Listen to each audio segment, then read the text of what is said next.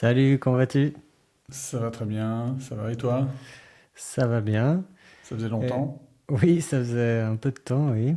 Avec tout ce qui s'est passé, c'est vrai que moi, d'entre-temps, j'ai eu un nouvel enfant, et puis toutes ces choses, hein, les exigences de rentrée scolaire aussi, je suppose, de ton côté. Oui, les réunions tard le soir, des choses comme ça, oui, ça empêche de trouver un peu de temps pour se parler. Alors, il y a un sujet par lequel je voulais peut-être commencer. On en a un tout petit peu discuté comme ça, à toi et moi. C'était le sujet des diamants et de l'évolution du marché des diamants, des changements qu'il y a, avec notamment l'apparition depuis, je dirais, 4 ans de diamants de synthèse, donc ce qu'on appelle de laboratoire, qui sont donc, si j'ai bien compris, on prend un petit diamant existant et en fait on arrive à lui rajouter de la matière dans une espèce de four. Et cette technologie coûtait très très cher il y a encore 10 ans.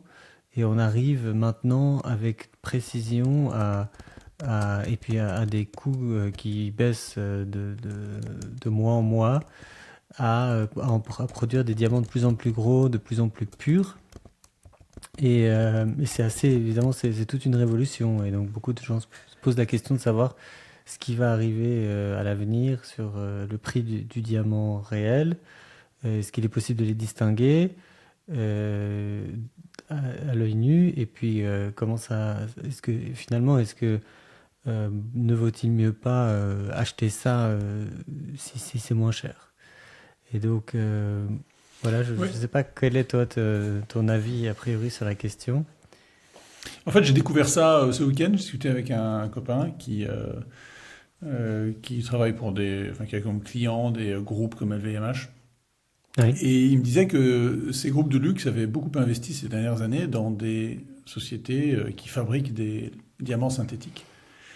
Et Notamment De Beers, la grande société ils font ça sud. aussi.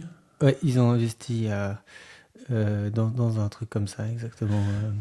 Et alors, y pensant en garder ça en produit de luxe, en réalité, il y a beaucoup d'Indiens qui se sont mis à en faire, mais alors, évidemment, c'est pas de la très haute technologie, hein, ça consomme pas mal d'énergie, je pense, parce qu'il Oui. faut mettre sous pression à forte température pendant très longtemps, pendant plusieurs semaines, parfois plusieurs mois, je pense, du Je carbone. sais pas exactement, mais Ouais, je connais ça pas bien m'étonnerait les pas, hein. techniques.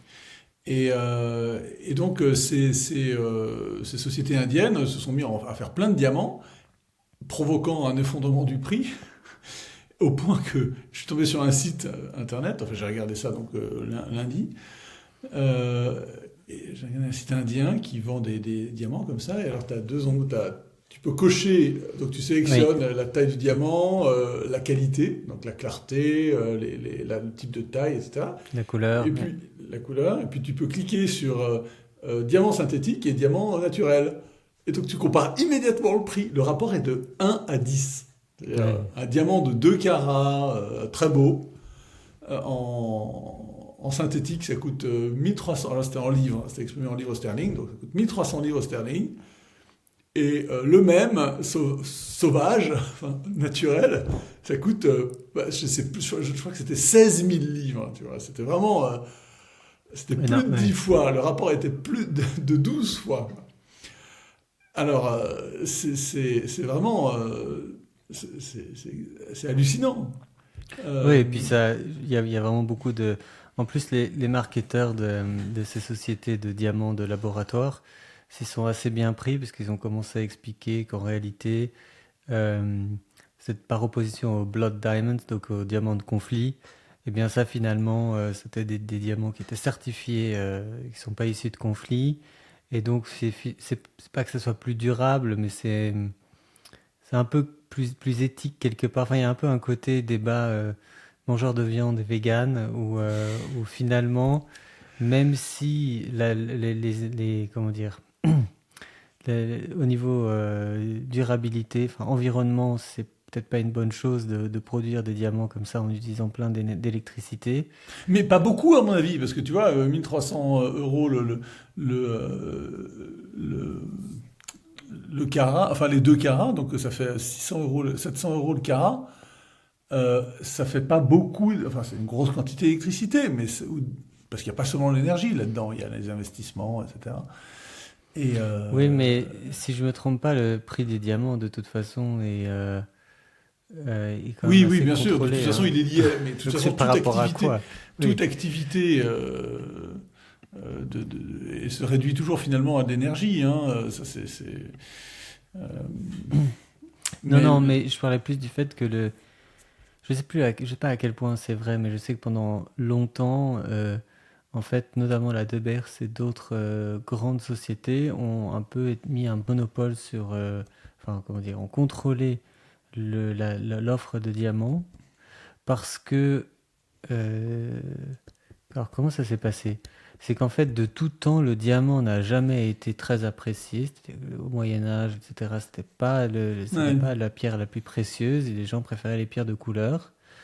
Et ils ont et puis, je crois qu'il y avait c'était un certain tarif, disons, dans les années 30. Et puis, il y a eu un énorme afflux. Enfin, ils ont plein de mines. Et puis, ils ont commencé à avoir des tas de diamants qui sont arrivés sur le marché. Et ça a continué à faire chuter les prix. Et ils étaient un peu embêtés. Donc, pour se créer un petit monopole ou du moins une rente, ils ont embauché des gens, des marketeurs très doués qui ont créé toute cette histoire avec Hollywood, avec des chansons, etc., pour essayer d'expliquer aux gens que la bague de fiançailles, c'est un diamant. le film de James Bond, hein, Diamonds Are Forever, hein, Voilà, ça a ça aussi. participé à ça. Voilà, Diamonds are a girl's best friend, et puis tous ces éléments qui ont. Alors bon, je pense, à chaque fois, il faut minorer quand même l'importance des marketeurs. Je pense que le marché était sans doute prêt pour ça, mais qui a fait que c'est parti très très fort avec le concept qu'il faut dépenser, je sais pas, 1 ou 3 mois de salaire pour acheter une bague de fiançailles, etc. Et donc qui ont commencé à mettre des tarifs, disons, à désigner un montant qu'il était raisonnable ou attendu de dépenser pour ça. Et puis tout ça, ça a commencé à s'emballer vraiment autour du diamant. Et c'est vrai qu'ils sont très très bien organisés, beaucoup mieux que les autres Joyeux, euh, pour les autres pierres, notamment tous les mineur, saphirs, mineur. oui, enfin, les autres types de pierres, donc notamment les saphirs qui peuvent donc être rouges comme les rubis, ou bien bleus ou jaunes, etc. Et donc c'est vraiment étonnant ce qu'ils ont fait et la valeur qu'il y a aujourd'hui qui est relativement stable dans le prix du diamant naturel. Et donc aujourd'hui, moi, quand j'ai vu arriver les diamants de laboratoire, je me suis tout de suite dit, bon, bah, la bonne affaire, puisqu'ils sont absolument identiques, parce qu'on avait parlé beaucoup du zircon cubique, de la moissanite, qui est aussi une pierre peut-être un peu plus argentée, mais qui ressemble un peu, qui est un peu une alternative, de la même manière que la tanzanite est un peu concurrente du saphir bleu. Et, euh, et en fait, à chaque fois, toutes ces alternatives ont été un peu dégommées par le diamant. C'est-à-dire que pour tous les gens qui se disaient, ah, bah, je vais acheter une moissanite plutôt qu'un diamant, bah, en fait, à chaque fois, il y avait quelque chose qui allait pas, et des espèces de reflets d'une mauvaise couleur, ou je sais pas quoi. Mais là, c'est vraiment identique absolument. Donc je me suis dit, bon, bah enfin, quelque chose d'intéressant, et puis quelque chose qui va aussi perturber un peu ce marché qui est, si j'ai bien compris, un peu ce prix de marché du diamant qui est un peu artificiel. Donc si on résume, c'est 5 à 7 000 euros le carat, 15 à 20 000 les 2 carats, et puis le prix est exponentiel, et donc ça augmente très vite.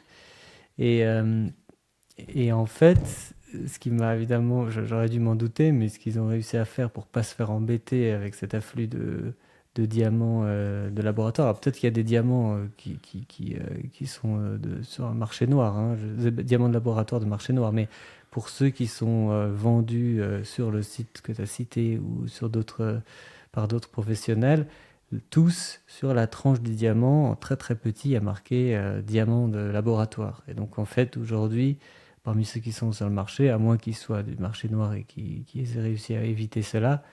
Et on peut le distinguer. Je crois même qu'il y a aussi une technique, une certaine machine qui est capable de distinguer, mais en tout cas, personne à l'œil nu n'est capable de dire la différence. Et donc c'est assez intéressant. Et donc moi, je me suis posé la question d'acheter ça jusqu'au moment où j'ai découvert l'histoire des saphirs de synthèse, donc qui est en fait, je crois, une histoire assez vieille, puisque je crois que le premier saphir de synthèse date de la fin du 19e en fait. Mais aujourd'hui, on sait que les saphirs de synthèse sont utilisés partout, sur les montres, pour faire le verre, à l'intérieur des mouvements des montres, parce que je crois que c'est des pièces qui s'usent beaucoup moins que le métal. Et puis, on les utilise certainement dans l'industrie, hein, à beaucoup d'endroits. Et aujourd'hui, il n'y a personne qui, voulant acheter un saphir ou un rubis, à ma connaissance en tout cas, et certainement pas sur les grands sites internet et chez les grands bijoutiers, il n'y a personne qui vient dire ah bah tiens, moi je voudrais un saphir de synthèse. Alors Cartier, on utilise parce que Cartier est connu sur leurs montres pour mettre des cabochons. Ah, Euh, c'est des caboches, des saphirs de synthèse, ça? et en fait, ce sont des saphirs de synthèse. Je crois que sur certains modèles, plus de 10 000 euros, ils mettent des vrais. Mais en réalité, pareil. Ces cabochons de synthèse, je ne sais pas combien ça coûte, mais je crois que si c'est 10 ou 20 balles la pierre, c'est déjà pas mal en fait, hein. Donc vraiment, ça n'a aucune valeur, ces saphirs de synthèse. Et donc aujourd'hui, ce marché qui aurait pu en fait remplacer les saphirs comme on le voit maintenant avec les diamants de laboratoire est inexistant. Et moi, mon anticipation, c'est qu'il va se passer la même chose avec, euh, Avec les avec diamants. les diamants de laboratoire. Alors certes, les grands ont investi dedans, comme tu l'as remarqué. Et ça, Et c'est en train de se casser la gueule, hein, c'est ce que j'ai oublié c'est ce que me disait mon copain. Ces boîtes qui fabriquent des diamants en France ou, enfin, tu vois, dans les pays occidentaux et qui appartiennent à des groupes de luxe dans lesquels ils ont investi beaucoup, peut-être pour essayer de garder le contrôle sur ce nouvel approvisionnement. mais je pense qu'ils ont Euh, dû paniquer, oui, c'est ça, et ça, pour et c'est diversifier, ça. hein. Et en fait, leurs investissements sont en train de, de- de ne plus rien valoir. Mais Euh, quand tu dis que c'est à cause des Indiens, moi je suis pas certain, parce que il faut savoir que les je dis Indiens sont indien en ou train chinois. mais peu importe que ça soit la faute d'une nation en particulier, moi j'ai l'impression que c'est un phénomène de marché, hein. C'est-à-dire que donc déjà, pour juste une petite parenthèse sur les Indiens, d'après ce que j'ai compris, c'est vraiment devenu la nouvelle nation dans les pierres précieuses en fait. Bah, ça fait longtemps, c'est eux qui, Alors bon, certes, ils ont. Qu'est-ce que c'est eux tu qui veux avaient dire? les mines. Bah, c'est eux qui Oui, avaient les mines depuis le Moyen Âge, depuis l'Antiquité ou le Moyen oui, Âge. Et c'est tout à fait juste. Beaucoup de saphirs viennent du Sri Lanka les aussi. diamants aussi. Les diamants Ouais. viennent. Mais aujourd'hui, je suis pas sûr qu'il y ait tellement de mines en Inde par Je rapport me à souviens qu'au l'Afrique. Sri Lanka, il y en a encore pas mal. Il y a Il y a beaucoup de évidemment mines. les saphirs du Cachemire aussi, qui sont connus.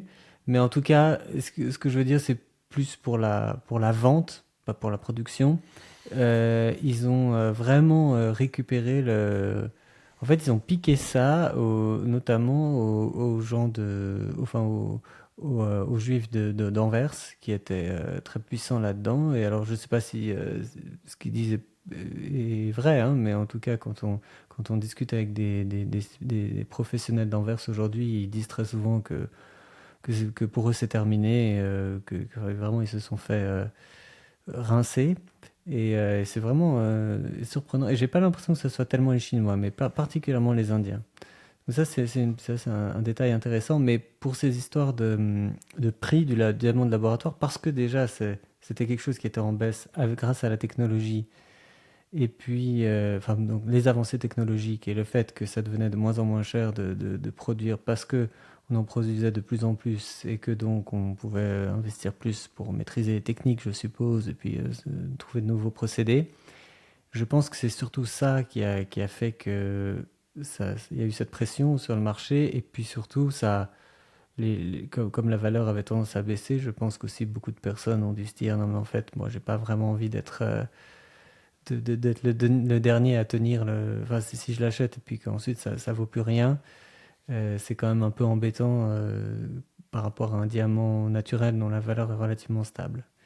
Et c'est cette réflexion qui, moi, m'a fait un peu changer d'avis. Et même si c'est évidemment très intéressant aujourd'hui et de plus en plus intéressant d'acheter un diamant de synthèse, moi, le cap qui, pour moi, là où ça s'applique vraiment bien, et effectivement, pour des grands groupes de luxe, mais de luxe accessible, donc pas des gens comme Harry Winston ou d'autres qui, eux, justement, veulent vendre des choses à 100 000 euros, mais plus des gens qui voudraient vendre des bagues en diamant à quelques milliers d'euros.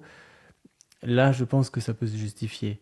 Et notamment pour les pièces comme qui sont très à la mode en ce moment, les bracelets ou les pendentifs tennis, qui sont donc en fait des diamants de même taille tout autour du cou. Évidemment, ça coûte justement 100 000 balles.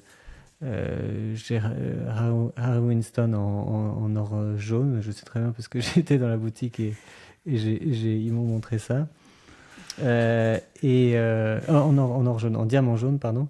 Et, euh, et en fait, bah oui, là, si on peut faire ça en diamant de synthèse et que résultat, ça ne coûte plus que, je sais pas, 500 ou 2500, 3000, bah, c'est d'autant mieux pour tous les gens qui aimeraient avoir ça. Parce que c'est vrai que le diamant, c'est quand même joli, Oui, il y a un solide. éclat.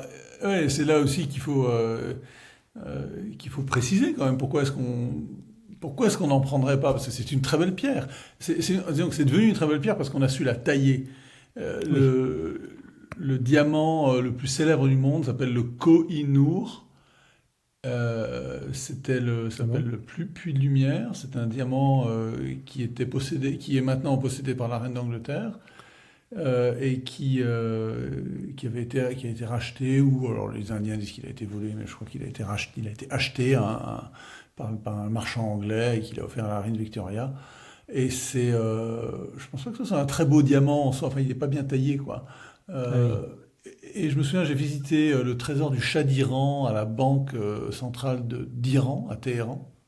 C'est un Ok. trésor extraordinaire, hein, le trésor des chats, absolument dingue, hein, en pierre précieuse. Et il y a un diamant très célèbre, mais je sais pas, peut-être grand comme ça, mais il est tout De plat. haut? Ouais, de haut, ouais, Ouais. mais il est pas profond, tu vois, il est tout plat en fait, et donc il n'a pas d'éclat, c'est du Ah oui. diamant, mais ben, ça pourrait être un morceau de quartz, enfin tu vois, il y a pas ces éclats incroyables qu'on arrive à faire avec le Bah, diamant. oui, c'est flagrant, surtout aussi quand on voit les bijoux médiévaux je sais pas, les Oui. couronnes C'est d'évêques, ça, il y a des etc. diamants, mais ces diamants ne sont pas beaux. Enfin, il y a pas de, ils sont pas bien Ouais. taillés. Et donc, oui, c'est très beau un diamant, et même un diamant de synthèse. C'est pour ça que je suis pas aussi tranché que toi. Moi, en fait, Euh, Tu ouais, vois, des boucles d'oreilles. Alors c'est vrai, on va peut-être, t'as voilà. donné peut-être la solution. Un bijou symbolique, une bague de fiançailles, un bijou pour un anniversaire, ou une chose comme ça. Enfin, pour un enfant, naissance d'un enfant. Enfin, tu vois. Il faut y mettre un peu d'argent, alors, proportionnel à ses revenus, bien sûr. Euh, et euh, c'est un symbole, et on voudrait évidemment que ça soit une vraie pierre. Peut-être du snobisme, hein. Mais quand on veut des beaux bijoux décoratifs et qui ne soient pas en verre, parce qu'il y a des bijoux en verre, hein, en Ouais, communauté, mais qui Swarovski. ont. Swarovski, par exemple, ça brille beaucoup, mais c'est pas la même chose que du diamant. Eh bien, là, le diamant de synthèse, je pense qu'il se justifie tout à fait. Alors, je ne comprends pas Oui. pourquoi le rubis de synthèse n'a pas été conservé, parce que c'est très belle pierre, certainement. Certainement, j'en ai pas vu. J'avoue que j'ai cherché. Tu m'avais dit que les rubis de synthèse n'existaient plus pour la joaillerie. Et effectivement, c'est quasiment impossible d'en trouver. Alors, je trouve un site internet, mais il n'y a quasiment pas de stock. Enfin, il n'y a rien. Dès on met des critères, on ne trouve rien du tout. Et, Oui, alors, mais de façon générale, je soupçonne en fait que le diamant sur ce marché représente 80% de toutes les ventes pour ces pierres, enfin de l'intérêt pour les pierres. Et ça s'observe notamment par le fait que le diamant est beaucoup plus standardisé que les autres pierres précieuses. Donc, quand on s'intéresse au diamant, tout de suite, il nous parle des 4C, etc., la couleur, la coupe, le nombre de carats et puis la clarté. Et, euh, et en fait, ces couleurs, alors elles existent un peu pour les saphirs, qui sont peut-être les deuxièmes pierres en termes d'importance, mais c'est beaucoup moins clair. Les histoires de certificats aussi sont pas aussi détaillées, aussi sérieux. Et donc, c'est peut-être aussi pour cette raison. Il y a, le marché est peut-être un peu trop petit. Hmm. Mais Mais c'est, mais, oui, ouais. mais c'est pour une paire de boucles d'oreilles ou un collier, oui, une rivière de diamants, enfin un collier, quoi. C'est très beau, hein. Ouais, et je pense qu'en pierre de synthèse, ça se justifie tout à fait. Euh, mais moi, je pense pas que ça va mourir, ça. Hein. C'est pas comme le, tout simplement parce que c'est assez standardisé. Et puis que le diamant occupe vraiment une place symbolique tout à fait particulière dans le désir, dans l'imaginaire, dans les représentations. Que Ouais. le rubis qui peut être aussi cher que le diamant, hein, mais il a moins cette, cette aura. Ouais. Et l'émeraude Encore aussi, moins. qui est, je L'émeraude, crois c'est que une c'est, catégorie en dessous ouais, encore. mais C'est une c'est pierre très, fragile. C'est ouais, une voilà, pierre fragile. c'est fragile, c'est très difficile d'en avoir une propre. La coupe aussi qu'on Mais ça, appelle c'est pas grave émeraude. si c'est pas propre une émeraude. Non, mais ce que je dis, la raison pour laquelle je parle de ça, c'est que c'est quand on en veut une qui soit aussi propre que pour ou clair qu'un diamant, le prix va monter très Ah oui, très oui, haut. oui, oui, oui, oui. Et notamment aussi parce que selon les coupes de pierre, et notamment la coupe qu'on appelle émeraude, qu'on peut avoir sur un diamant, mais qui est un peu la coupe classique, les, les faces sont faites telles qu'on voit très bien à travers et ça cache assez peu les défauts. Et ça, je pense que ça accentue encore la difficulté. Mhm. Mais ouais, t'as raison, c'est incroyable les progrès qui ont été faits dans ce domaine. Parce que je crois que d'ailleurs, en fait, aujourd'hui, beaucoup de choses sont faites par ordinateur. Mais c'est étonnant. Et oui, donc pour ceux qui aimeraient voir, enfin, aller comparer les prix, euh, il y a plusieurs sites qu'on peut conseiller. Il y en a un qui s'appelle Ritani, qui lui est pas très cher, un peu dans des tarifs semblables à ceux que tu avais proposés sur le site indien. Tu te souviens du nom du site indien ou Non, non? je t'avais Sinon, envoyé, je crois. il y a James Allen, c'est aux États-Unis aussi. Flawless, non, attends. Flawless Fine Jewelry, non, ça c'est. Flawless Fine Jewelry, oui. Flawless Fine. Et il y a Blue Nile aussi qui est assez connu. Alors à chaque fois il y a des diamants normaux, mais beaucoup aussi de diamants de laboratoire et, et pas mal de sites comme ça qui sont bien. Mais moi je pense que le prix va encore baisser en fait pour le Ah, diamant de probablement. laboratoire. Et alors jusqu'où ça va descendre, c'est difficile à dire, mais ça risque de valoir pas grand-chose. Ce qui serait évidemment un avantage Bah, comme de tu toute dis, façon, pour tous ceux de qui toute veulent façon, se c'est faire du. De plaisir. toute façon, c'est un morceau de charbon particulier. C'est vrai. N'oublions pas que c'est juste du carbone. Oui. Moi, il y a un autre sujet que je voulais partager. Mhm. Est-ce que tu connais Leonard Cohen, le chanteur? Est-ce que, Oui, est-ce que avec tu sa aimes voix. Leonard Cohen? Oui, je l'écoute pas. Je trouve ça très joli ce qu'il chante, mais c'est vrai que ça me parle pas particulièrement. Non. Donc je l'écoute pas, non. Ah, moi, j'ai toujours bien aimé. Et j'ai vu récemment un documentaire qui s'appelle Words of Love, Mhm. qui décrit sa relation avec une Norvégienne qu'il avait rencontrée dans les fin des années 50 sur l'île grecque de Hydra, qui s'appelait Marianne Ilsen. Ok. Et Marianne, c'est la Marianne de la fameuse chanson de Leonard Cohen, So Long Marianne, Ok. qui chantait toujours à la fin de tous ses concerts. Et alors j'ai découvert, c'est là souvent qu'on dit qu'il faut pas, quand on aime un artiste, il faut pas s'intéresser à sa vie, parce qu'en fait on est dégoûté. Ouais. Et Leonard Cohen, qui m'a toujours paru comme parmi ces chanteurs, ces grandes stars des années 50-60 de la musique folk, et qui ont réussi à traverser les époques, les modes, et qui se sont renouvelés aussi dans leur façon dans leur style, il m'a toujours paru un peu comme quelqu'un d'un peu sage, tu vois, quelqu'un qui n'avait pas eu, enfin qui ne donnait pas une image, mais c'est parce que je m'y suis jamais intéressé. C'est peut-être sa musique, hein, et puis son look aussi. l'arrêt de côté, très souvent en costume, avec un chapeau mou, enfin vieillissant, avec beaucoup d'élégance. Il me paraissait pas le hippie cinglé que d'autres chanteurs, image que d'autres chanteurs pouvaient transférer. Mais en réalité, Et il pourtant, était comme les autres. C'est-à-dire que ouais, ces gens-là, ils carburaient à l'ecstasy, mais alors non-stop. Ecstasy ouais. et ce qui s'en va avec, c'est-à-dire une vie sentimentale effrayante, des familles, des enfants brisés par les parents qui ont vécu comme ça. Et ça fait vraiment mal au cœur. Parce que quand t'écoutes, parce que c'est un parolier extraordinaire. Il a Et c'est c'est un lui qui poète. écrivait aussi, c'est... Oui, Ouais, et pas toujours les mélodies, mais les paroles très, très les souvent, les paroles. mélodies certaines. C'est un bon musicien, mais c'est surtout un poète fabuleux. Hein. C'est fabuleux. Et et moi, je me suis retapé toute sa discographie suite à ce documentaire, donc Words of Love, que je recommande à tout le monde parce qu'il est très beau. Ça raconte une grande histoire d'amour qu'il a eue, mais dans laquelle il s'est comporté très, très mal. Une femme qu'il a beaucoup aimée, mais qu'il a trahi dans tous les sens. Mhm. Et puis, et en même temps, il lui a voué jusqu'à la vie. Et puis, il y a la mort de cette femme est filmée, les derniers moments où on lui lit le dernier message que Leonard Cohen lui envoie sur son lit de mort. Très belle lettre d'amour. Et, euh, et c'est très profond, et c'est toute l'ambiguïté qu'il y a entre un artiste et son œuvre. L'homme et l'œuvre.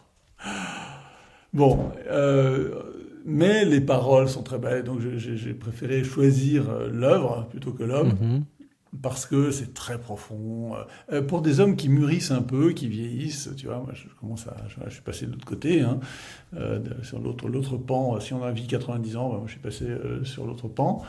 Il y a voilà, il y a beaucoup de choses qui parlent. C'est une musique c'est une musique pour les hommes, hein, même si ça paraît, même si c'est très doux. Euh, c'est pas une musique qui exalte, Mhm. ouais, qui fait appel aux pulsions, au rythme, tu vois.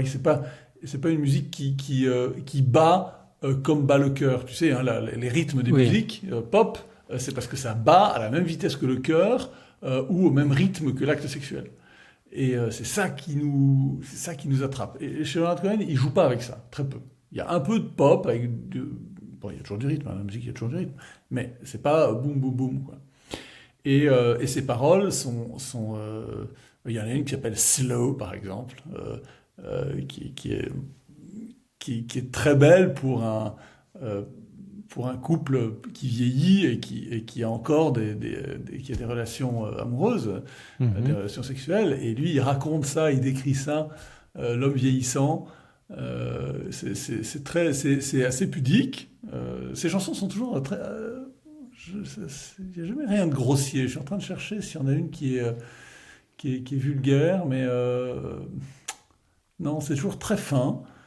Et puis, à la fin de sa vie, il est devenu très très spirituel, et son dernier album, alors il y en a un qui a été publié, enfin qui est publié oui, post-mortem, mais le dernier euh, est très beau. Alors il était juif, hein, comme son nom l'indique, il était Ah bon? canadien, il venait de Montréal, mais anglophone.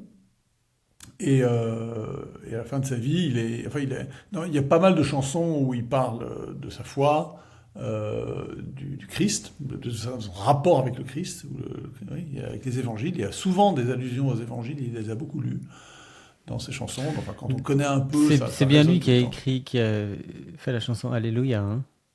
Oui, Et bien sûr. c'est un terme qu'on utilise dans le judaïsme, Alléluia. Alléluia, c'est un terme, c'est l'hébreu, oui. C'est de l'hébreu, Hallel, ok. c'est louer, Yah, c'est Yahvé, c'est Dieu. Louer Non, Dieu, ah, d'accord, ok. Alléluia. Non, Non, bien parce que sûr, c'est c'est... dans les psaumes, Ouais, Alléluia, c'est une expression qu'on trouve tout le temps, en hébreu. ok. J'étais pas certain parce que c'est vrai que c'est pas quelque chose qu'on associe vraiment à la culture juive et donc ouais. Et voilà, donc ça c'était c'est une découverte, découverte que j'ai faite il y a quelques semaines. Et c'est vraiment très beau à écouter. Et Et c'est écouter en un, écoutant les paroles, hein. C'est la chanson à parole, à ouais. texte. Et c'est un film documentaire, c'est ça? Oui, tu peux le louer sur YouTube. Ok. À C'est propos. c'est un témoignage également sur la noirceur de la libération sexuelle. Mhm. Lui était, enfin, il y a un moment, une amie ou un témoin de cette époque, une dame anglaise qui a des paroles très justes sur le mariage libre, enfin l'union libre ou euh, les couples décrits d'ailleurs dans les bronzés. Dans les bronzés, le un Ah en oui. tout cas, tu as le couple Balasco-Junio, alors je sais plus Oui. quels sont leurs prénoms des personnages, Bernard et. Bernard Ouais. et je sais plus qui, enfin, Ouais. et donc ils vont dans ce club de vacances au Sénégal ou en Côte d'Ivoire, au Sénégal, je crois. Et, euh, et ils sont mariés, mais c'est un couple ouvert, et donc ils paraissent très cool auprès de leurs copains. Chacun peut coucher avec qui il veut, etc. Et puis et en fait le film Les Bronzés, le un et le 2, c'est le film. Alors c'est très drôle, mais c'est en même temps très noir. C'est le film qui acte l'échec de la révolution sexuelle. Et en particulier, alors il y a plusieurs personnages chez qui ça échoue, hein. Il y a Jean-Claude Duss évidemment, qui arrive jamais à c'est le coït interrompu en permanence. Il y a évidemment le personnage de Popeye, Thierry Lhermitte. Thierry Lhermitte, qui est un séducteur, un très bel homme, séducteur, mais il a une vie catastrophique. Et il se fait d'ailleurs moquer, mené par sa femme, son ex-femme. Ouais. Et puis il y a le couple Balasco-Junio, couple ouvert, qui en fait est tellement malheureux, ils sont tous jaloux, ils sont jaloux l'un de l'autre quand l'autre fait mine En fait, le couple ouvert, ça marche pas. Et dans ce film, il y a le témoignage de cette dame qui décrit la vie de Leonard Cohen. Et Leonard Cohen, lui, avait il le dit lui-même, je crois qu'il y a un moment, il parle et il dit, ben moi, je m'en sortais très bien ça ne m'a pas rendu fou. J'ai réussi à traverser et à profiter de tout ça. J'en avais besoin. J'aimais beaucoup les femmes et effectivement, il a eu des centaines et des centaines de femmes. Il y a un moment, il y a un passage, et ça c'est très intéressant. C'est glaçant. Il est à la fin dans un cocktail ou à la sortie d'un concert ou avant un concert. Et il y a une femme, une très belle femme en manteau de fourrure, vraiment très belle, qui lui parle et qui lui propose de passer la soirée avec elle, enfin en gros de coucher avec elle. Mhm. Et elle a le visage parce qu'évidemment c'était une star ce Leonard Cohen. Alors je ne sais pas s'il était très beau, mais en tout cas il devait plaire aux femmes Mhm. certainement. Il a quelque chose d'assez viril comme ça, d'assez sombre qui doit plaire aux femmes. Et là, tu vois cette femme qui s'offre devant la caméra. Et d'ailleurs, lui, il est un peu gêné à un moment. Il dit Attends, parce que ça, c'est une image d'archive. oui, c'est des archives. Ah oui, d'accord, ok. Ouais, c'est Je plein pensais d'archives. que Il y a plein c'était rejoué. Non, non, non, c'est que des images d'archives. Que des images d'archives, des témoignages, des gens qui racontent l'époque, la D'accord. voix de Marianne, des interviews, la voix de Leonard Cohen, etc. Ce qui est dommage, c'est qu'il n'y a pas beaucoup de chansons. On le voit en concert, mais il n'y a pas beaucoup de chansons. D'accord. C'est pas tellement le sujet. Et de voir cette femme qui s'offre à une star, tu sais, c'est vraiment. Je ne vais pas dire que c'est l'éternel féminin, parce que toutes les femmes ne font pas ça. Mais il y a quand même quelque chose d'assez au fond là-dedans, vraiment de vrai, qui est révélé à ce moment-là. Et lui, d'ailleurs, dit il sait qu'il est filmé, et il dit à la femme je suis un peu gêné parce que je ne suis pas habitué à draguer devant une caméra. Je ne sais plus comment il dit en anglais. Mais il y a une tension sexuelle dans ce dialogue. Tu vois, le visage de la femme, mais alors, c'est incroyable. Incroyable. Voilà, donc ça c'est pas mal, je recommande. Ouais, c'est bien ça. On en ressort avec, on a des moments glaçants, des échecs, et puis quand même finalement ce qui demeure à la fin, c'est ce talent poétique et musical immense de ce gars-là Mhm. qui ressort. D'ailleurs, à propos de chanteurs de cette époque-là surprenants, moi, jusqu'à présent, j'ignorais, et je pense que je dois pas être le seul totalement, l'histoire de Joe Dassin, ses origines. Tu connais un peu, non? Je sais c'est le fils d'un Alors, moi, musicien déjà, de... il est pas français, ce que j'ignorais totalement. Et il est américain. Il est né à New York. Et son père était cinéaste et Oui, a c'est ça, un beaucoup réalisateur. joué, un réalisateur. Et il a beaucoup fait de films en Europe, ce qui a fait qu'ils ont habité pas mal de temps en France. Et c'est comme ça que Joe a appris le français. Et en fait, c'est un... Comment dire? Enfin, il est pas vraiment de culture française, en fait. C'est un peu... je pense qu'il aurait pu très bien faire carrière aux États-Unis, mais peut-être il a décidé de maximiser ses chances et d'utiliser cet atout qu'il avait de parler français pour faire sa carrière en France. Et je trouve ça assez surprenant. Et en fait, ils viennent d'Ukraine, ce sont des Juifs, la famille Ah, de Jodassin. Ouais. Il devait s'appeler Dasinovich ou quelque chose comme ça à l'époque. Et, euh, et donc, ça m'a vraiment surpris parce que c'est quand même quelqu'un de très connu, notamment en France. Et je pense que un peu de gens ils connaissent en fait ses origines à lui, ne serait-ce que le fait qu'il soit pas français. moi, il y a un autre point que j'ai découvert récemment, ou que j'ai compris. Alors, on change complètement là. Je vais parler de la Bible et des versions de la Bible. Ah, Euh, ouais. ça m'intéresse parce que... Oui, vas-y. Oui. Tu sais, on considère la Bible, en tout cas l'Ancien Testament, on va dire, la Bible, c'est l'Ancien et le Nouveau Testament pour les chrétiens, mais disons que quand je dis la Bible, là, je vais parler de l'Ancien Testament.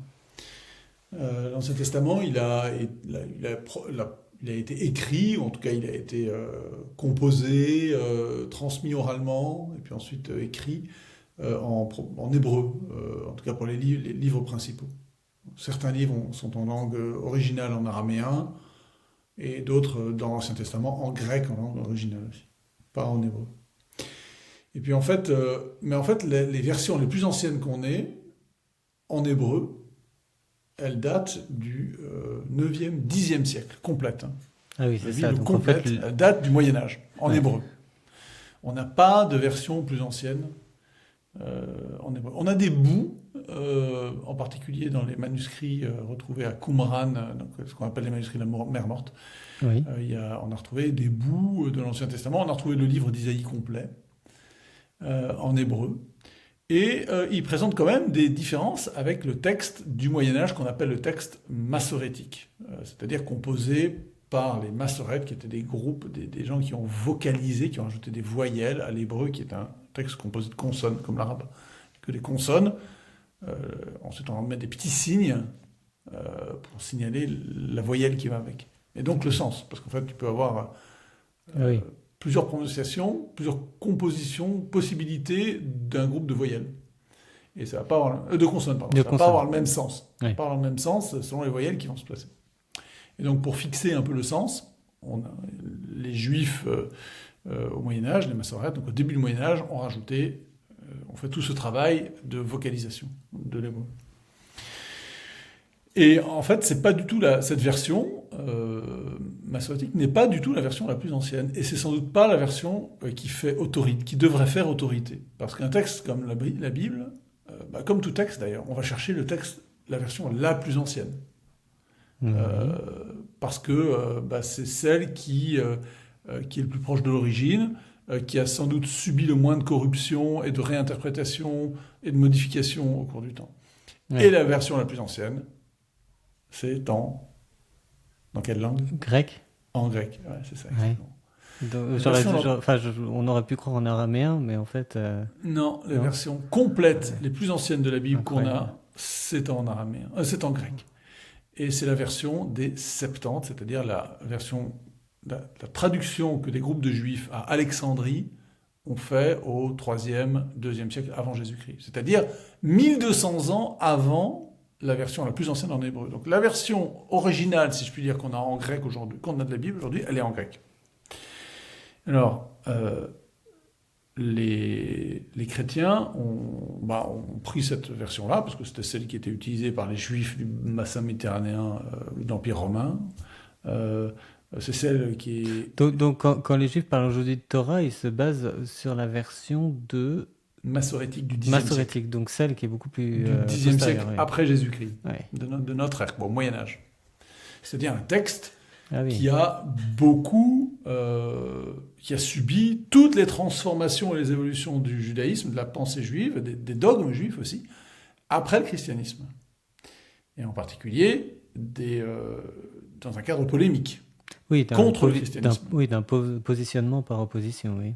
Ouais, c'est ça. Et il y a effectivement, on observe des changements notables dans la traduction, moi je n'hésite pas à dire, des corruptions dans le texte massorétique par rapport au texte le plus ancien, et on est obligé de dire que ce sont des corruptions, parce que le texte le plus ancien qu'on ait, c'est le texte hébreu.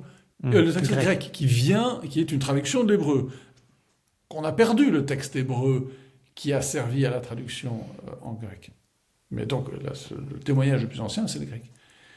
Alors, un peu plus tard, au IVe siècle, il y a un père de l'Église, enfin un théologien, un savant romain, qui s'appelait Saint Jérôme, qui a traduit, qui a voulu faire une version un peu plus scientifique de la Bible en latin, une traduction en latin. Et lui est allé, il s'inspire, il connaît le texte grec, mais il s'inspire surtout d'un texte hébreu qu'on a perdu, mais qui est un texte qu'on a, évidemment, on ne connaît pas l'original hébreu, il devait y en avoir un, forcément. Mais lui, il l'avait entre les mains. Il en a eu un entre les mains, il allait voir des rabbins, mais des rabbins du IVe siècle après Jésus-Christ, c'est-à-dire, encore une fois, des rabbins qui utilisaient un texte qui avait, pour l'essentiel, pas évolué, mais sur certains points, qui avait changé par rapport qui a dû être modifié, surtout dans le cadre que j'ai expliqué tout à l'heure, la structure de l'hébreu qui permet, tant que tu n'as pas mis les voyelles, tu ne peux pas lire le texte. Tu es obligé d'avoir quelqu'un qui te dit, voilà, ça se lit comme ça. Comment est-ce que tu lis ça ? Voilà, je vais te dire, moi, on m'a transmis la vocalisation de ce texte qui est fait de consonnes. Parce que la vocalisation, tu as dit qu'en arabe, elle est dans la phrase. Non, en arabe, elle est avec des petits points. Oui, enfin, elle est contenue dans la phrase. Non. Si on met des petits points, c'est... Ah oui, non, tu peux rajouter ça. Mais le texte de base, les lettres arabes, c'est des consonnes. Ah, d'accord, ok. Et donc, en hébreu, pareil. C'est-à-dire que toi, tu peux rajouter un peu comme en piano, tu rajoutes tes doigtés. Numéro 4, numéro 2. Mais, ok, d'accord. C'est exactement ça. Exactement ça. T'as le texte de base, c'est des consonnes. Les langues sémitiques, c'est des alphabets consonantiques. Et donc, évidemment, si tu veux savoir comment ça se lit, quel est le sens en fait, tu as une certaine liberté. Tu vas interpréter le texte. Le fait de lire même, en gros, ça veut dire que tu ne peux pas lire seul la Bible en hébreu. Tu peux le faire en grec, parce que tu sais comment ça se lit. C'est l'alphabet avec des consonnes et des voyelles. Il n'y a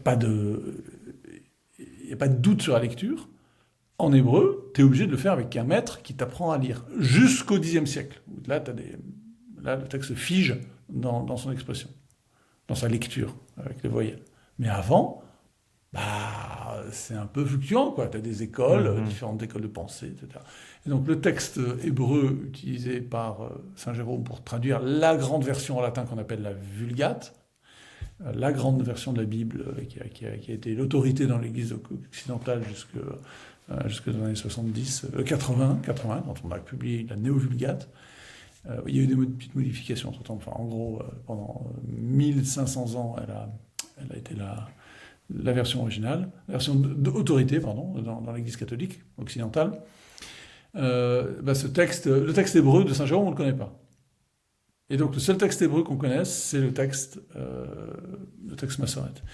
Et donc, alors c'est quoi le problème, c'est quoi le sujet ? Le sujet, c'est le rapport qu'on a à l'héritage hébraïque en tant que chrétien. On dit, il y a une espèce de très grand prestige. Il y a un très grand prestige sur les textes hébreux. Et puis sur les textes grecs. Bon, le Nouveau Testament étant grec, de toute façon, on ne discute pas. Encore que certains pensent qu'il y a peut-être une version originale en araméen, parce qu'il y a des formes, des araméismes dans certaines expressions de Saint Matthieu, par exemple. Mais bon, c'est probablement simplement un grec de culture araméenne qui a écrit, quoi. Et donc il écrivait pas très bien, enfin, en tout cas, il écrivait pas comme un grec, il écrivait pas comme Homère, quoi, forcément, c'était beaucoup plus tard. Et donc, pour l'Ancien Testament, c'est l'hébreu, il n'y a que l'hébreu qui compte. Et aujourd'hui, on considère que le texte de la Septante n'est pas très intéressant, etc. Alors qu'en réalité, d'un point de vue scientifique, moi je pense que c'est le texte sur lequel les étudiants en théologie doivent se pencher, quoi. Et quand t'entends une traduction, quand t'entends un texte à la messe, avec une traduction, et moi je fais tout le temps ça maintenant, à chaque messe, j'ai surmonté, pendant l'homélie, ou même pendant l'évangile, pas tellement, pendant l'homélie, je vais chercher la version grecque. Attends, parce que pour moi j'ai pas saisi. Aujourd'hui, aller à la messe, qu'est-ce qu'on nous lit en fait comme on nous lit une traduction de l'hébreu. Donc une traduction de la... J'arrive pas à retenir le nom de celle du texte massorétique. Du texte du Xe siècle. Ah oui. Ouais. Et donc ça... Pour les textes de l'Ancien Testament. Pour les textes de l'Ancien Testament. Oui, mais... et alors la Néo-Vulgate, on l'utilise plus, c'est ça? Oh, non, plus. Et ça date de quand? Personne ne lit la Néo-Vulgate. Dans la messe en latin, la messe ancienne de Saint Pie V, on lit dans la Vulgate, donc l'ancienne version. La Néo-Vulgate, moi j'en ai un exemplaire ici, mais personne ne l'utilise jamais. Il sert dans la version du missel, du lectionnaire en latin, mais personne ne lit les textes en latin. Okay. Et quand est-ce on est passé de la Vulgate au texte massorétique? En fait, c'est lorsqu'on s'est mis à traduire à partir de la Renaissance, lorsqu'on s'est mis à retraduire la Bible. Par exemple, Luther, il va travailler à partir du texte, et il va travailler non seulement à partir de l'hébreu, mais également du canon, c'est-à-dire de la liste des livres de l'Ancien Testament qui sont reconnus par les Juifs. Et les protestants, tu sais que chez les protestants, il y a moins de livres dans l'Ancien Testament que chez les catholiques. Parce que chez les catholiques, il y a ce qu'on appelle des parties des livres qui n'ont pas été rédigées en hébreu. Donc, par exemple, les Maccabées, il y a 3-4 livres comme ça, qui ont été rédigés en grec, en version originale, qui n'existent pas en hébreu, et que les Juifs, après, donc à la fin du 1er siècle, après Jésus-Christ, les Juifs se séparent à ce moment-là du christianisme nettement, et se séparent également dans le canon, c'est-à-dire dans la liste des livres qu'ils reconnaissent comme étant des livres inspirés. Et ils vont exclure les livres qui étaient rédigés en grec. Alors que du temps du Christ, la preuve, le Christ lui-même les cite. Il cite parfois ces livres en grec, qu'on appelle les livres deutérocanoniques, le deuxième canon deutérocanonique, et que les protestants ne reconnaissent pas, et que les juifs non plus ne reconnaissent pas. Et donc le prestige et qui existe dans la Septante, donc dans la version en grec. Donc, Ah oui, mais j'ai pas bien suivi, parce que tu disais que la Vulgate avait été utilisée par les catholiques jusque dans les années 60. Oui. Et puis ensuite, quand je te demandais depuis quel moment le texte massorétique avait commencé à partir de la Renaissance, mais disons à partir de la Renaissance. Ouais, il faut distinguer le texte qui fait autorité pour l'Église catholique, qui est cité, qu'on va lire dans la liturgie, à la messe ou dans les offices de monastiques. Des traductions en langue vernaculaire qui vont commencer à se développer à partir de la Renaissance. Alors chez les protestants surtout, et puis ensuite il va y avoir des versions catholiques également en français, enfin en langue vernaculaire, à partir du XVIIIe, XIXe siècle, et même avant, XVIIe déjà, il y a la traduction de Le Maître de Sacy, qui est un janséniste, qui va être un grand ouvrage. Et qui vont traduire en français la Bible, mais parfois à partir de la Vulgate, mais de plus en plus, et au XIXe et au XXe siècle surtout, à partir de l'hébreu. Et non plus, et dédaignant la Septante. Alors c'est pas le cas du tout en Orient, parce qu'en Orient, forcément, on est de langue grecque. En tout cas, pour les orientaux de langue grecque, ils continuent d'utiliser la Septante tout le temps. C'est le texte original. Et en ce sens, ils sont plus fidèles Et ils sont scientifiquement plus au point, je pense, Hmm. que nous là-dessus. Et donc en fait, aujourd'hui, la Septante en Occident est quasiment été abandonnée, c'est ça Ah, le. Ouais. c'est euh, alors oui, elle est, on peut la trouver, hein, mais personne ne la travaille. Moi, j'ai fait des études de théologie, on nous Mhm. parlait de la Septante comme ça, mais jamais on allait lire la Septante. On n'a Ouais, ouais. jamais regardé la version de la Septante.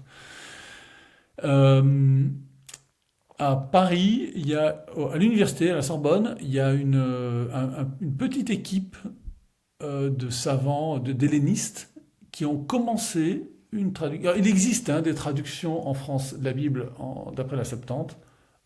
Impossible à trouver, ça, c'est pas publié, tu peux les trouver sur Internet, mais c'est des archives, c'est des très vieilles éditions. Et là, en ce moment, À donc, ce peu à point. peu, la Septante est traduite en français dans une traduction moderne, scientifique moderne, par des équipes de la Sorbonne. Alors, c'est évidemment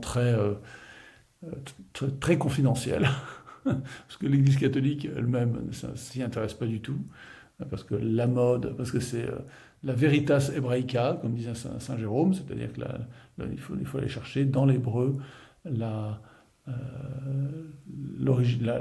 la langue divine. Tu vois. L'hébreu a une aura de langue divine qui, à mon avis, n'est pas justifiée parce qu'on n'a pas le texte ancien pas le texte original, on l'a perdu, il n'existe plus. Et donc, le texte le plus ancien qu'on ait, c'est en grec, donc allons voir le grec. Oui. Point. Voilà. Alors, c'est intéressant d'aller regarder l'hébreu, mais s'il y a un conflit entre les deux textes, il faut prendre, lorsqu'il y a des Mhm. différences, je pense qu'il faut prendre l'hébreu.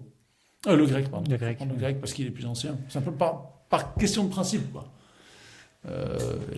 Et c'est. Voilà. Enfin, voilà, c'est un point tout à fait Après, minéral, c'est mais marrant que tu parles de ça parce que je suis dans la lecture d'un livre qui me surprend énormément, qui est L'invention du peuple juif de Shlomo Sand. Ah, mais je suis Et en train de le alors, lire. t'es en train- Ah non, je suis pas en train de lire. Non, non, je suis en train de lire La race imaginaire. Ah non, C'est non, un c'est un autre autre, mais truc. Ok. c'est la même temps. C'est la même. Alors, je sais pas parce que moi, je pensais que l'invention du peuple juif était en fait un livre, un peu un pamphlet ou un livre accessible en fait au grand public. Et en réalité, c'est tout le contraire. C'est-à-dire que c'est extrêmement technique. C'est un ouvrage C'est universitaire, écrit par un universitaire, d'historiographie. D'historiographie. d'historiographie. Et c'est passionnant, mais c'est très difficile à lire. Et les choses qui sont listées sont impressionnantes. C'est-à-dire que notamment sur l'histoire justement, en fait, exactement aux époques dont on vient de parler, en gros, entre moins 1000 et puis 1000, ces 2000 ans-là, sur l'histoire du peuple juif, notamment les différents comment est-ce que ça s'appelle? Pas enfin, si, les exils, les deux destructions des temples, etc. Les choses qui sont racontées, les preuves qu'on a historiques, effectivement, les différentes communautés juives dans le bassin méditerranéen, mais aussi au sud, au Yémen, les rois, enfin les dynasties juives, les histoires de peuples qui tout à coup deviennent juifs massivement alors qu'en fait ils sont pas du tout dans la région.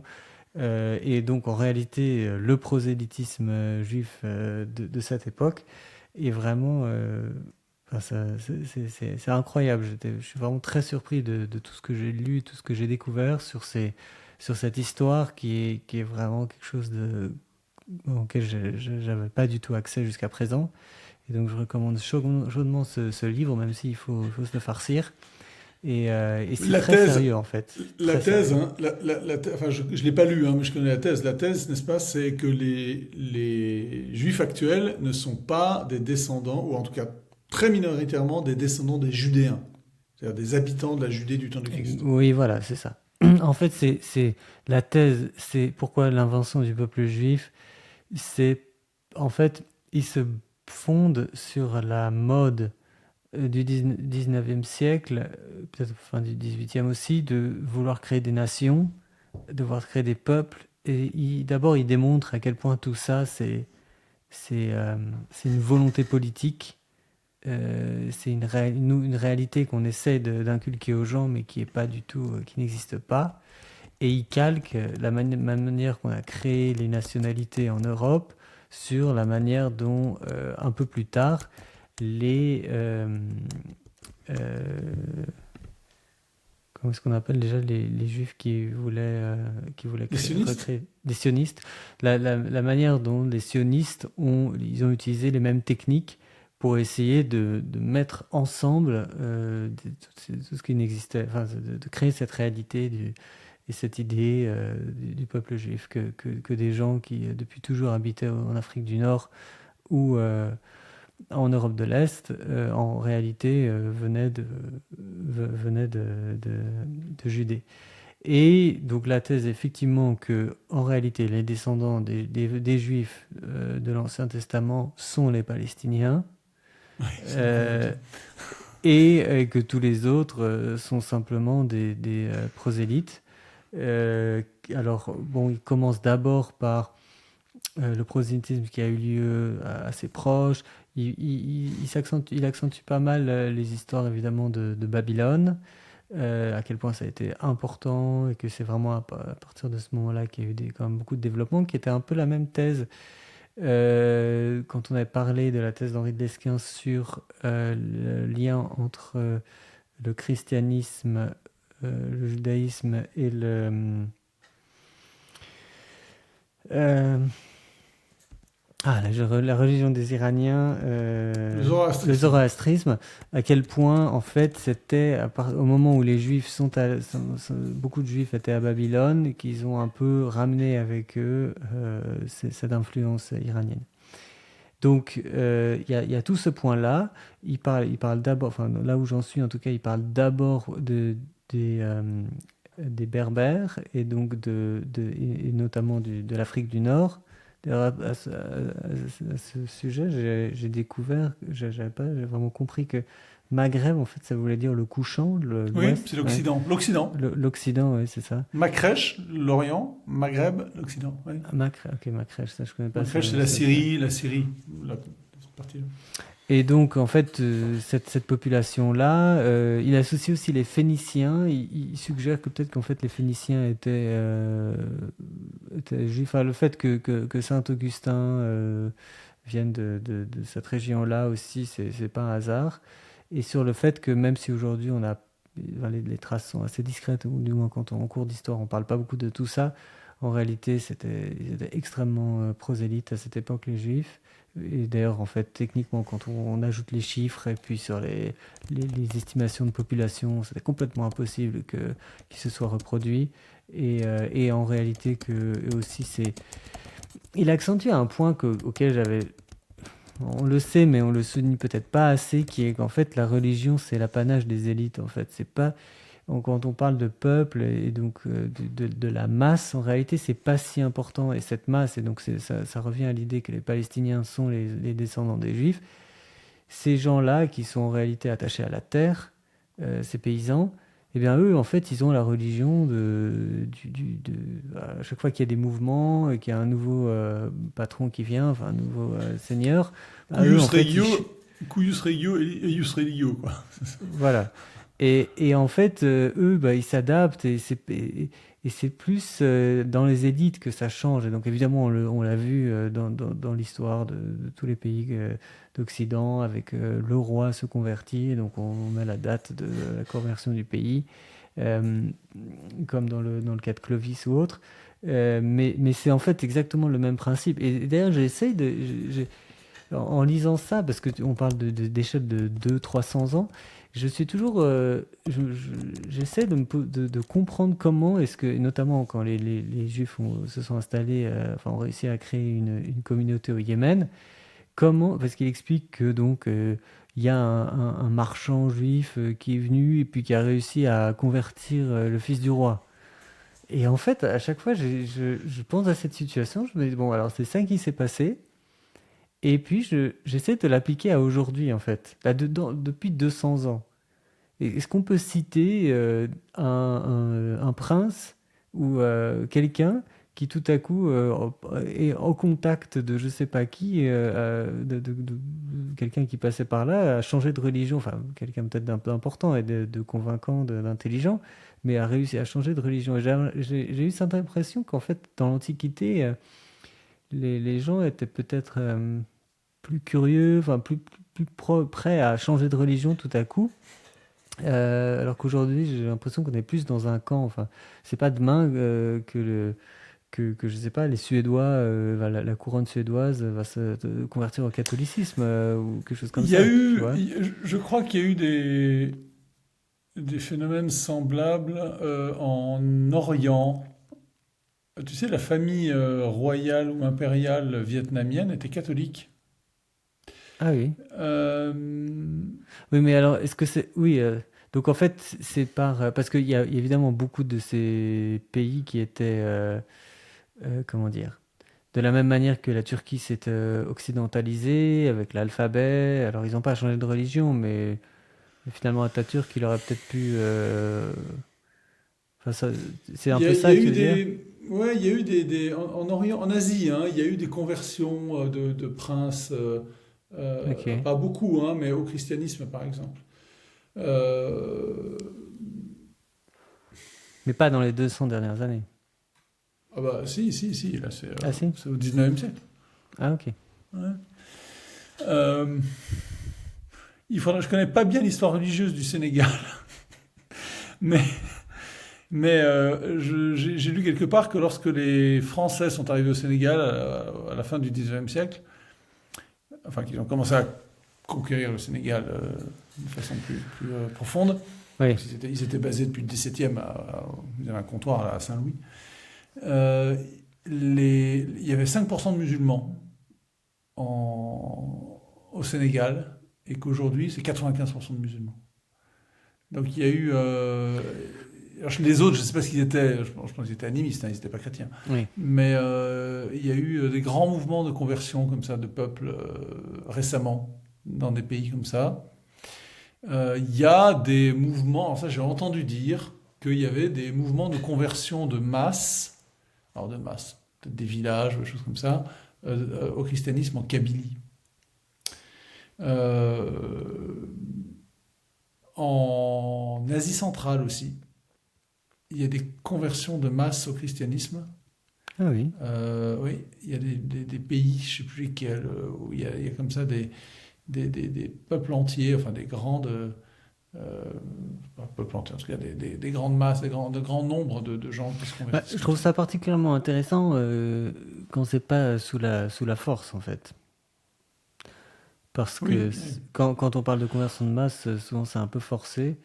Et c'est ça que je voulais dire, c'est qu'à l'époque où disons, ce marchand juif est allé convertir le fils du roi du Yémen, euh, il n'était pas enfin, le judaïsme n'était pas une religion dominante, c'était pas Rome, c'était pas il y avait pas de puissance derrière en fait, ou même un modèle économique auquel les gens auraient aspiré, enfin les Yéménites auraient aspiré. Enfin, je suppose hein, que c'est pas comme ça que. Et c'est surtout dans ce cadre-là que je trouve ça toujours assez surprenant. Mais voilà, en tout cas, ce livre est très très académique, une historiographie comme tu disais, et donc il faut un peu s'accrocher, mais Bah, sinon, remarquable. la race imaginaire, donc qui est un autre, alors qui est beaucoup plus petit, et qui n'est pas historiographique, hein, qui est un essai, beaucoup plus simple de lecture. Ouais. Sa thèse, c'est que le judaïsme s'est constitué, mais tu l'as dit tout à l'heure, parce qu'on parlait de la Bible, il s'est constitué en réaction face au christianisme. Ah oui. C'est les conflits, c'est l'hostilité des chrétiens face aux juifs qui a transformé le judaïsme en cette religion très fermée, plus du Mhm. tout prosélyte comme elle l'était avant, c'est-à-dire ne convertissant plus personne, alors qu'elle l'avait fait durant l'Antiquité et le Moyen Âge. Euh, et donc voilà, il inverse, hein, il dit que le judaïsme en fait est une création du christianisme, en tout cas dans sa Ah oui, clairement. compréhension, dans son comportement aujourd'hui. Alors évidemment dans le livre, il parle beaucoup il rappelle hein, les origines ethniques très variées de ce qu'on appelle le judaïsme aujourd'hui, c'est-à-dire les peuples, donc la Diabène, c'est-à-dire ce royaume qui est à peu près là, au Kurdistan aujourd'hui, où il y avait une conversion de masse, en Afrique du Nord, en Algérie, il y avait une conversion de masse, en Éthiopie, au Yémen, et puis évidemment dans l'actuelle Ukraine, avec le peuple d'origine turque, autour de la Volga, entre la Crimée, la Volga et Kiev, ce triangle-là, ce sont les Khazars, donc le peuple khazar. Ça, c'est une hypothèse, si tu vas sur Wikipédia, qui est très discutée. Oui, on dit qu'il n'y a aucune preuve. Ouais. On dit qu'il n'y a aucune preuve, mais les plus grands historiens anciens, enfin du 19e et du 20e siècle, admettaient tout à fait l'hypothèse khazar, et les juifs aussi. Oui. Et d'ailleurs, en fait, ce Shlomo Sand est donc un universitaire à Tel Aviv. Israélien, oui. Oui, et son livre a d'abord été publié en hébreu, en fait, et a eu un succès là. Et c'est assez intéressant parce que ça prouve que... Enfin, je trouve que ça donne un peu de crédibilité aux propos parce que en fait, c'est pas simplement quelque chose qui est là, enfin un livre qui a été écrit pour plaire aux chrétiens parce que finalement c'est une thèse qui les arrange ou quelque chose comme ça. Non, parce qu'il est très antichrétien. Shlomo Sand. Ouais, il est très. Alors déjà, il est très anti-religieux. Il dit qu'il n'est plus juif. En tout cas, il n'est pas religieux juif. Et puis il ne se veut pas juif. Et puis, dans une race imaginaire, il rappelle avec beaucoup de sévérité... C'est aussi de lui, l'autre livre. Oui. Ah, d'accord, j'avais pas suivi. C'est pour ça que je dis qu'on lit tous les deux en moment, en ce moment, okay. Oui, toi, c'est son livre le plus célèbre. Moi, j'ai pris celui-là qui me... Voilà, ça m'a frappé. Parce que j'ai un copain qui est en train de lire aussi L'invention du peuple juif et il me le passera ensuite. Donc, je l'ai pas acheté. Donc il rappelle dans Une race imaginaire les connaissances historiques, en tout cas les hypothèses, très largement admises aujourd'hui, de l'origine des Juifs qu'on connaît aujourd'hui, du peuple juif, qui ne sont pas des descendants des Judéens, en tout cas quasiment pas, très très peu. Donc ce ne sont pas des descendants des Juifs du temps du Christ. Oui. Et notamment dans même les noms en fait sont. Il décrit la manière dont de génération en génération on voit dans les archives. Alors pareil de l'Antiquité des populations qui tout à coup commencent à adopter des noms juifs en fait. Et donc toute la culture en fait est transmise à des peuples qui n'ont absolument rien à voir. En tout cas, génétiquement.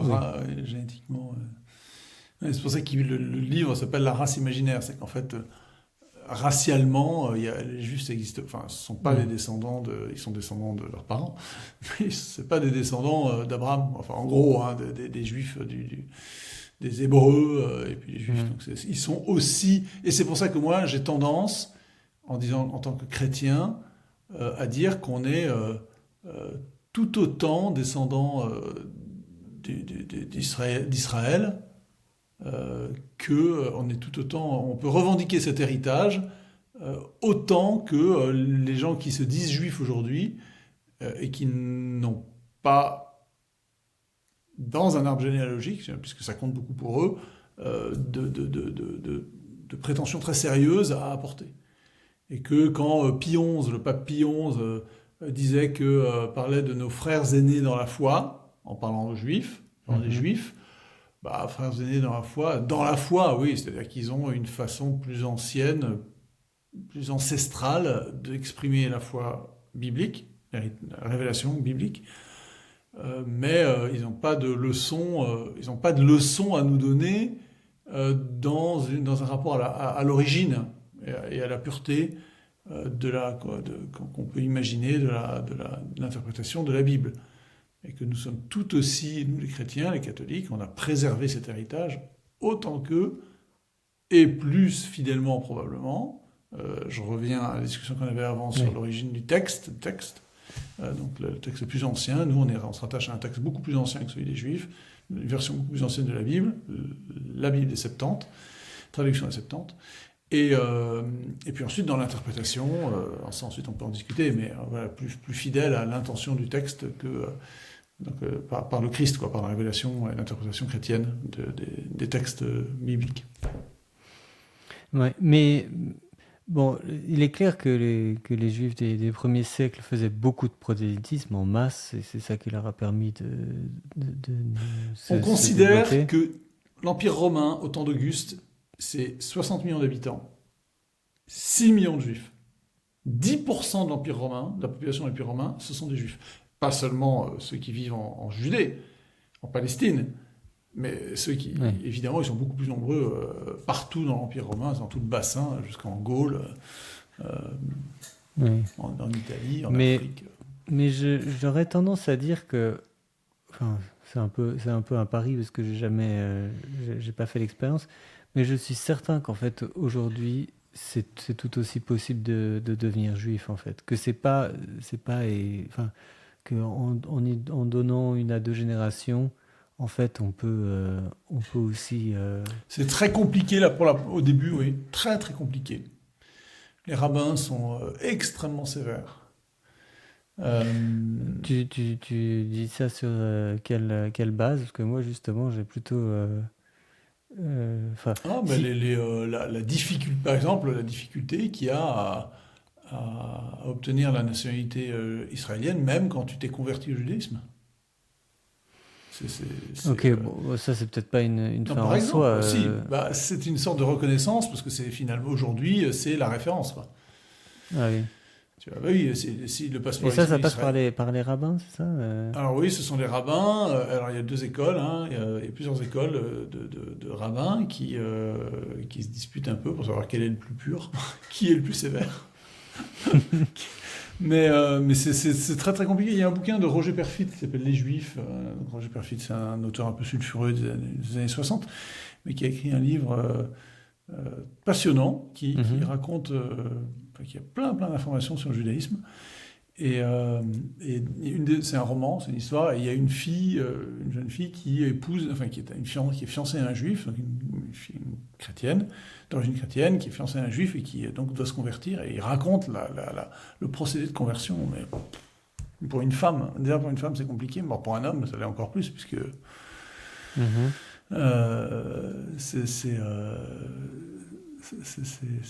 non, c'est très très compliqué de se convertir. Moi, c'est Parce que faisable. moi j'ai l'impression que de fait, enfin, tous les juifs à qui j'en ai parlé, qui sont en fait pour la plupart, euh, ça, c'est même très très rare ils soient de deux parents juifs, euh, quels que soient leurs parents, enfin, disons, y compris si c'est leur père qui est juif et pas leur mère comme ça devrait. Et j'ai l'impression que c'est très facile pour eux d'entrer dans une communauté juive, d'être accepté par le rabbin local. Alors, pourvu que ce soit peut-être pas un rabbin. Oui, parce que quand t'as déjà un parent juif, ça se passe très bien. Mais oui, Même mais si c'est pas la mère. oui, bah justement, rien que ça, tu me dis que c'est extrêmement strict. Non, non, mais si tu n'es rien du tout, c'est extrêmement compliqué. Si t'as rien de. Oui, mais à ce moment-là, enfin, moi j'ai l'impression que c'est ce qu'on voit. Par exemple, Ivanka Trump, elle s'est convertie, non? Mhm. Je suis sûr que ça a dû poser aucun problème. Enfin, Ça dépend. Quand t'es une star comme ça, oui. oui, bon, alors, donc on est d'accord que là, à l'instant tu vas me dire oui, mais bon, même si c'est ton père, ça va. Ah bon, bah t'es une célébrité. Bon, bah alors ça. Et c'est ça que je veux dire en fait, c'est que on C'est parle plus toujours de ça que la je veux dire. sévérité.